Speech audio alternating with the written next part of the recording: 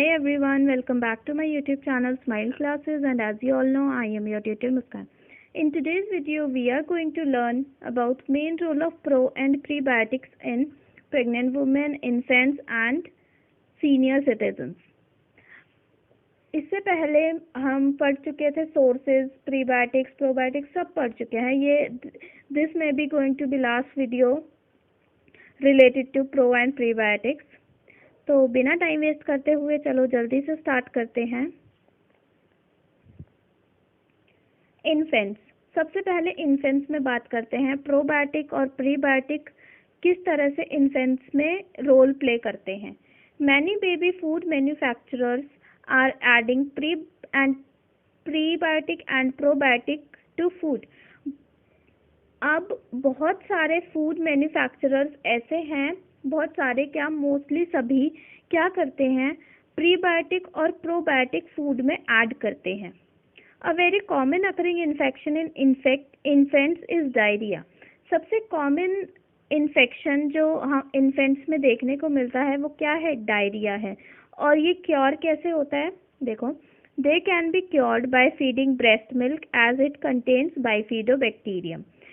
Diarrhoea easily control हो सकता है बाय फीडिंग ब्रेस्ट मिल्क, क्योंकि उसमें क्या प्रेजेंट होता है, बाइफिडोबैक्टीरियम प्रेजेंट होता है. Prebiotic and probiotic products can be given to infants after the doctor recommendation. जब तक डॉक्टर रिकमेंड नहीं करते तब तक हमें प्रीबायोटिक और प्रोबायोटिक प्रोडक्ट्स बेबीज को नहीं, इन्फेंट्स को नहीं देने चाहिए. क्लियर. डॉक्टर की रिकमेंडेशन के बाद ही हम उन्हें प्रीबायोटिक और प्रोबायोटिक प्रोडक्ट्स दे सकते हैं. क्लियर. ओके, नेक्स्ट आता है हमारा प्रेग्नेंट वुमेन में. प्रोबायोटिक्स और प्रीबायोटिक्स प्रेग्नेंट वुमेन में क्या रोल प्ले करते हैं, देखते हैं. Probiotic and prebiotic from both natural food sources और supplements are considered safe for healthy pregnant women. Probiotic चाहे वो हमें नेचुरल सोर्स, चाहे वो प्रेग्नेंट वुमेन को नेचुरल सोर्स से मिल रहे हो, चाहे वो सप्लीमेंट से मिल रहे हो, वो कैसे कंसीडर किए जाते हैं, हेल्दी कंसीडर किए जाते हैं. A very common side effect in pregnant women is constipation. Pregnant women में सबसे कॉमन साइड इफेक्ट होता है कॉन्स्टिपेशन का, जो किससे क्योर होता है, प्रोबायोटिक सप्लीमेंट से क्योर हो जाता है. For example kefir. Clear. Pro and prebiotic can help increase the immune system of a baby even in pregnancy. Pregnancy में भी प्रोबायोटिक और प्रीबायोटिक बेबी के इम्यून सिस्टम को इंक्रीज करने में हेल्प करते हैं. क्लियर. आगे बढ़े. ओके, देखो. Senior citizens. सीनियर सिटीजन्स में कैसे हेल्प करते हैं प्रोबायोटिक्स और prebiotics. As we get on the age, the lack of fiber will create more problems since the body has more dietary needs. जैसे जैसे हमारी एज बढ़ती है हमारी बॉडी में फाइबर की कमी होने लगती है, और फाइबर की कमी होने से बहुत सारी प्रॉब्लम्स हो सकती हैं, क्योंकि हमारी बॉडी को क्या चाहिए होता है, हमारी बॉडी को पूरी डाइटरी नीड्स की ज़रूरत होती है. ठीक है, सारे न्यूट्रिएंट, मिनरल्स सब हमें पूरा प्रॉपर न्यूट्रिशन मिलना चाहिए. तो जैसे जैसे एज होती है हमारी बॉडी में फाइबर की कमी होने लगती है. Because of its many deteriorating factors making pro and prebiotic for elderly even more important. Deteriorating factors की वजह से, डिटोरेटिंग फैक्टर्स जैसे कि लाइट, टेम्परेचर, ह्यूमिडिटी, पॉल्यूशन, इन सब का सीनियर सिटीजन्स पे बहुत इफेक्ट पड़ता है. ठीक है, तो डिटोरेटिंग फैक्टर्स की वजह से ही प्रोबायोटिक और प्रीबायोटिक को एल्डर पीपल्स के लिए बनाना ज़्यादा इम्पॉर्टेंट है. Elders mainly suffer from constipation, lactose intolerance and calcium absorption. सबसे ज़्यादा एल्डर्स जो हैं वो किस चीज़ से सफ़र करते हैं, कॉन्स्टिपेशन से, लैक्टोज इंटॉलरेंस और कैल्शियम एब्जॉर्प्शन. लैक्टोज इंटॉलरेंस और कैल्शियम एब्जॉर्प्शन का मतलब ये हो गया कि एल्डर्स जो हैं वो कैल्शियम को और कैल्शियम को तो प्रॉपरली एब्जॉर्ब नहीं कर पाते, साथ ही साथ लैक्टोज को भी वो टॉलरेट नहीं कर पाते. ठीक है. The main things prebiotic do is to feed the probiotic bacteria. Prebiotic का मेन काम क्या होता है प्रोबायोटिक बैक्टीरिया को फीड करना, ये मैं आपको पहले भी बता चुकी हूँ। Thus keep our digestive system healthy and increase the immunity of the body. इसलिए जो हमारे प्रोबायोटिक और प्रीबायोटिक बैक्टीरिया हैं वो दोनों ही किस में हेल्प करते हैं, हमारे डाइजेस्टिव सिस्टम को हेल्दी रखने में और हमारी बॉडी की इम्यूनिटी बढ़ाने में। क्लियर। अब एक लास्ट चीज, prebiotic supplement Kiwi Klenz is mainly recommended to elders.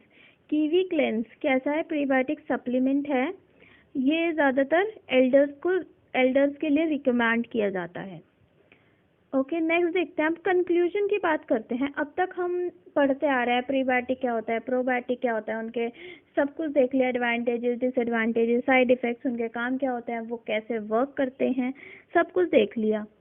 In the end एक चीज़ हम कंक्लूजन देते हैं, तो वो हम इतना जो कुछ भी हमने पढ़ा उससे हम क्या कंक्लूड करते हैं। देखो, probiotic and prebiotic therapy has shown encouraging results in many clinical conditions of human beings such as diarrhea, irritable bowel, urinogenital infection, allergy disease, neoplasm, high blood pressure, etc. Probiotic और prebiotic therapy से बहुत अच्छे encouraging results हमें देखने को मिले।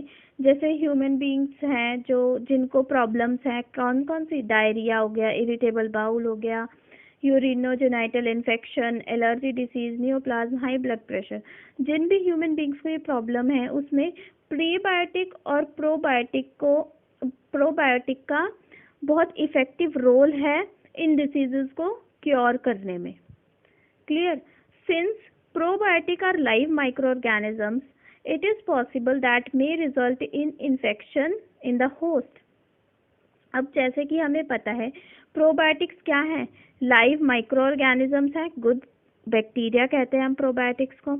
तो ये पॉसिबल है कि ये हमारी बॉडी में इन्फेक्शन भी कॉज कर सकते हैं। ठीक है, हमारी बॉडी के अंदर भले ही गुड बैक्टीरिया हो, लाइव माइक्रो ऑर्गेनिजम्स तो है, तो दिस इज पॉसिबल कि ये हमारी बॉडी में इन्फेक्शन कॉज कर सकते हैं। और इन्फेक्शन कॉज ही कब करेंगे, जब ये हम प्रोबायोटिक या फिर प्रीबायोटिक को एक्सेस अमाउंट में अपनी बॉडी के अंदर लेंगे। ठीक है, therefore it is emphasized that proper evaluation with validated results of these products before bringing probiotic into routine use for human health.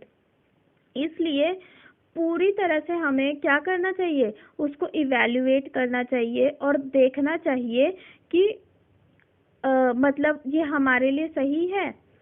अगर नहीं है, क्योंकि नेचुरल चीज़ों से भी तो हमें मिल रहा है, नेचुरल चीज़ें तो हम ला ही रहे हैं, नेचुरल चीज़ें तो हम खा ही रहे हैं, उनसे भी तो हमें प्रोबायोटिक और प्रीबायोटिक मिल रहे हैं। तो प्रोबायोटिक सप्लीमेंट या फिर प्रीबायोटिक सप्लीमेंट लाने से पहले हमें पूरा अच्छे से चेक कर लेना चाहिए कि हमारी बॉडी को उस चीज़ की ज़रूरत है भी या नहीं, या फिर ऑलरेडी उस चीज़ की नीड फुलफिल हो चुकी है, क्योंकि नेचुरल सोर्सेज से भी तो हमें मिल रहा है ना।